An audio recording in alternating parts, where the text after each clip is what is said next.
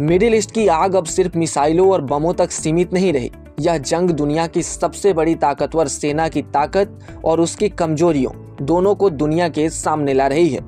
जिस अमेरिका को अब तक अजेय सुपर पावर माना जाता था, वही अमेरिका ईरान के खिलाफ जारी युद्ध में ऐसे नुकसान झेल रहा है जिससे पूरी दुनिया को चौंका दिया है। करोड़ों डॉलर के लड़ाकू विमान, हाईटेक ड्रोन और अत्याधुनिक सैन्य तकनीक सब इस युद्ध की भेंट चढ़ते नजर आ रहे हैं।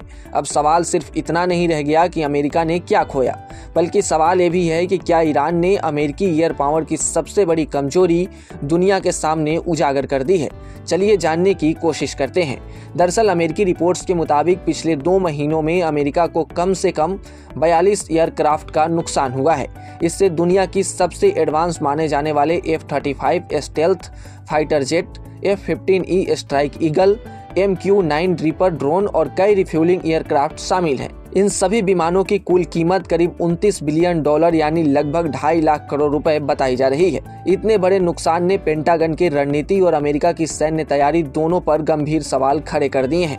इसी बीच सबसे ज्यादा चर्चा में है F-35 फाइटर जेट। अमेरिका इस विमान को अपनी सबसे बड़ी ताकत मानता है क्योंकि इसे रडार से बच निकलने वाला स्टेल्थ जेट कहा जाता है। लेकिन ईरान ने दावा किया है कि उसके एयर डिफेंस सिस्टम ने इस जेट को ट्रैक किया और उससे नुकसान पहुंचाया। यही दावा अमेरिका के लिए बड़ी चिंता बन गया है। अगर दुनिया का सबसे आधुनिक लड़ाकू विमान भी सुरक्षित नहीं रह पा रहा, तो फिर अमेरिकी तकनीक की बढ़त पर सवाल उठना तय है। यही वजह है कि अब दुनिया भर के रक्षा विशेषज्ञ इस युद्ध को सिर्फ सैन्य संघर्ष नहीं बल्कि टेक्नोलॉजी और रणनीति की लड़ाई भी मान रहे हैं। वही दूसरी तरफ ईरान ने भी इस जंग में अपनी रणनीति बदल दी है। उसने सीधे हमलों की बजाय ड्रोन और मिसाइल नेटवर्क का इस्तेमाल तेज कर दिया है। अमेरिकी इंटेलिजेंस रिपोर्ट्स के मुताबिक युद्ध विराम जैसे हालात बनने के बावजूद ईरान ने तेजी से अपने ड्रोन प्रोग्राम को फिर से शुरू कर दिया है। बताया जा रहा है कि ईरान पहले से ज्यादा तेजी से ड्रोन तैयार कर रहा है और अपनी सैन्य ताकत को दोबारा खड़ा करने में जुटा हुआ है। यही कारण है कि अमेरिका को अब सिर्फ एक युद्ध नहीं बल्कि लंबे समय तक चलने वाली चुनौती दिखाई देने लगी है। इसी दौरान अमेरिका का सबसे बड़ा aircraft carrier USS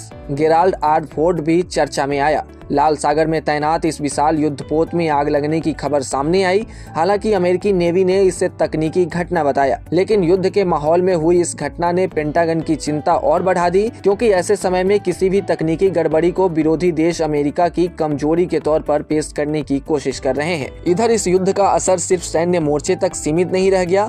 middle east में बढ़ते तनाव का असर पूरी दुनिया की अर्थव्यवस्था पर भी दिखाई देने लगा है। खासकर हॉर्मुज स्ट्रेट को लेकर डर बढ़ गया है, जहां से दुनिया के बड़े हिस्से तक तेल की सप्लाई पहुंचती है।